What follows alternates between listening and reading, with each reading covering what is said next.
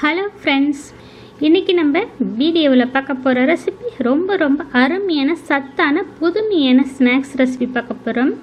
இதை பார்த்தீங்கன்னா குழந்தைங்களுக்கு ஈவினிங் டைமில் ஸ்நாக்ஸாகவும் செய்து கொடுக்கலாம், டிஃபனாகவும் செய்து கொடுக்கலாங்க. இதுக்கு சைடிஷே தேவைப்படாது, ரொம்ப அருமையாக இருக்குங்க. இப்போ வாங்க ரெசிபிக்குள்ளே போகலாம். இப்போ ஒரு பாத்திரத்தில் 1 கப் அளவுக்கு கோதுமை மாவு எடுத்திருக்கேன். இப்போ இந்த மாவுக்கு தேவைக்கேற்ப 1/2 டீஸ்பூன் தூள் உப்பு சேர்த்துக்கலாம். ஒரு 1/4 டீஸ்பூன் அளவுக்கு ஓமத்தை நல்லா கைகளால் கசக்கிட்டு சேர்த்துருக்கேன். ஓமம் சேர்த்து ஸ்நாக்ஸ் செய்யும்போது நல்லா வாசமாகவும் இருக்கும், சீக்கிரம் நமக்கு ஜீரணமும் ஆகும் சாப்பிடும் போதுங்க. இப்போ இது நல்லா மிக்ஸ் பண்ணதுக்கப்புறம் 1 டீஸ்பூன் அளவுக்கு சன்ஃப்ளவர் ஆயில் சேர்த்துருக்கேன். இப்போ சேர்த்து ட்ரையான மாவை மிக்ஸ் பண்ணுங்கள். இப்போ எண்ணெயை நல்லா மிக்ஸ் பண்ணதுக்கப்புறம் கொஞ்சமாக தண்ணி தெளித்து நம்ம சப்பாத்தி மாவுக்கு எந்த பதத்தில் பிசையுமோ அதே மாதிரி பிசைஞ்சு எடுத்துக்கலாங்க. மாவை நல்லா தண்ணி தெளித்து சப்பாத்தி மாவு பதத்துக்கு பிசைஞ்சாச்சுங்க. மேலே மூடி போட்டு ஒரு 10 நிமிஷம் ஊற விட்டுடலாம். இப்போ இந்த மாவுக்கு ஸ்டஃபிங் ரெடி பண்ணிக்கலாங்க. இப்போ கடாயில் 2 டீஸ்பூன் எண்ணெய், 1/2 டீஸ்பூன் சோம்பு, 2 பெரிய வெங்காயம் கட் பண்ணிட்டு சேர்த்துருக்கேன், ஒரு பச்சை மிளகாய் பொடியை கட் பண்ணிட்டு சேர்த்துருக்கேன், கொஞ்சமாக கருவேப்பிலை பொடியை கட் பண்ணிட்டு சேர்த்துருக்கேன். இப்போ இது எல்லாத்தையும் சேர்த்து கண்ணாடி பதம் வர அளவுக்கு வதக்கி எடுத்துக்கலாம். வெங்காயம் கண்ணாடி பதம் வந்து தக்காளி பழம் வந்து ஒரு சின்ன சைஸ் தக்காளி பழம் சேர்த்துருக்கேன். இப்போ நல்லா மிக்ஸ் பண்ணி 1/2 டீஸ்பூன் அளவுக்கு இஞ்சி பூண்டு பேஸ்ட் சேர்த்துக்கலாம். இப்போ இதையும் சேர்த்து நல்லா பச்சை வாசனை போகிற அளவுக்கு மிக்ஸ் பண்ணிக்கோங்க. இப்போ மிக்ஸ் பண்ணதுக்கப்புறம் ஒரு மீடியம் சைஸ் கேரட்டை வந்து நல்லா பொடியாக துருவிட்டு சேர்த்துருக்கேன், ஒரு 5-6 பீன்ஸ் பொடியை கட் பண்ணிட்டு சேர்த்துருக்கேன், ஒரு கைப்பிடி அளவுக்கு கோஸு நல்லா பொடியாக கட் பண்ணிட்டு சேர்த்துருக்குங்க. இப்போ எல்லாத்தையும் சேர்த்து நல்லா வதக்கி எடுத்துக்கலாம். காய்கறி ஒரு 50% வதங்கினா போதுங்க, நம்ம மறுபடியும் வேக தான் வைக்க போகிறோம். இப்போ இந்த ஸ்டஃபிங்க்கு மட்டும் தேவையான உப்பு, 1/2 டீஸ்பூன் தனி மிளகாத்தூள், 1/4 டீஸ்பூன் மல்லித்தூள், 1/4 டீஸ்பூன் அளவுக்கு ஜீரகத்தூள் சேர்த்துக்கலாம். இப்போ இதெல்லாத்தையும் சேர்த்து பச்சை வாசனை போகிற அளவுக்கு நல்லா மிக்ஸ் பண்ணிக்கோங்க.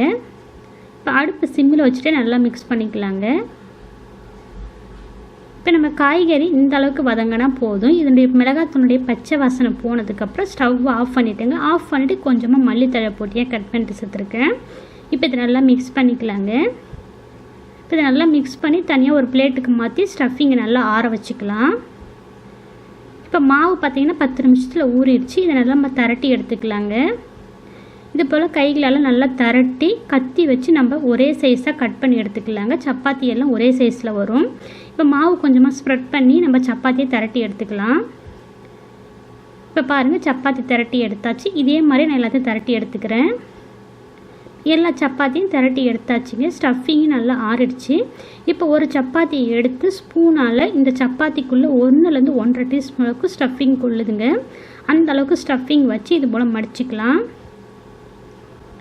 பாருங்கள், இது போல் மடிச்சுட்டு நல்லா ப்ரெஸ் பண்ணிக்கங்க, வெளில ஸ்டஃபிங் வராத அளவுக்கு. இப்போ மேலே உள்ள மாவுகளை நம்ம பிச்சு எடுத்துடலாங்க, அது தேவை கிடையாது.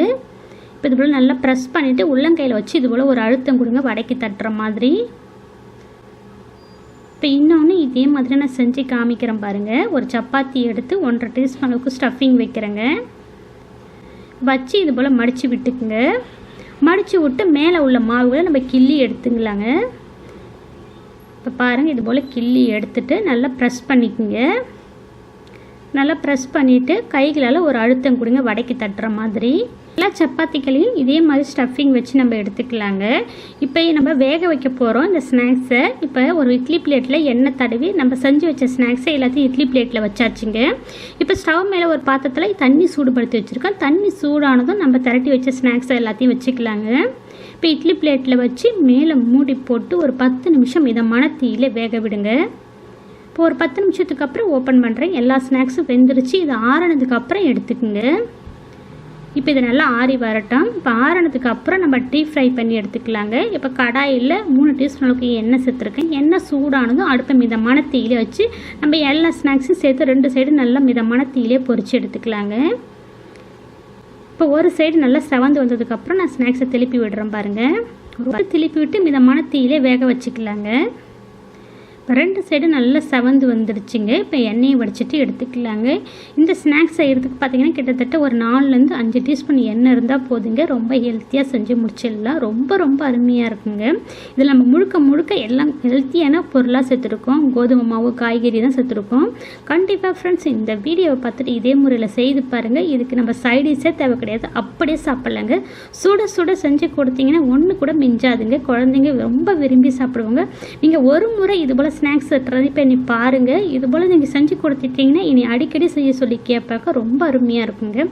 கண்டிப்பாக ஃப்ரெண்ட்ஸ் இந்த வீடியோவை பார்த்துட்டு இதே முறையில் செய்து பாருங்கள். மேலே நல்லா கிறிஸ்பியாகவும் உள்ளே நல்லா சாஃப்டாகவும் அருமையாக இருந்துச்சுங்க. குழந்தைங்களுக்கு கொஞ்சமாக டொமேட்டோ கெச்சப் வச்சு கொடுத்தீங்கன்னா அவ்வளோ விரும்பி சாப்பிடுவாங்க. இந்த ஸ்நாக்ஸை இதே அளவுகளோட ட்ரை பண்ணி பாருங்கள். செஞ்சு பார்த்துட்டு எப்படி வந்துச்சு நம்ம கருத்துக்களை ஷேர் பண்ணுங்கள். இந்த வீடியோ உங்களுக்கு பிடிச்சிருந்தால் லைக் பண்ணுங்கள், ஷேர் பண்ணுங்கள், சப்ஸ்கிரைப் பண்ணுங்கள், கமெண்ட் பண்ணுங்கள். நன்றி, வணக்கம்.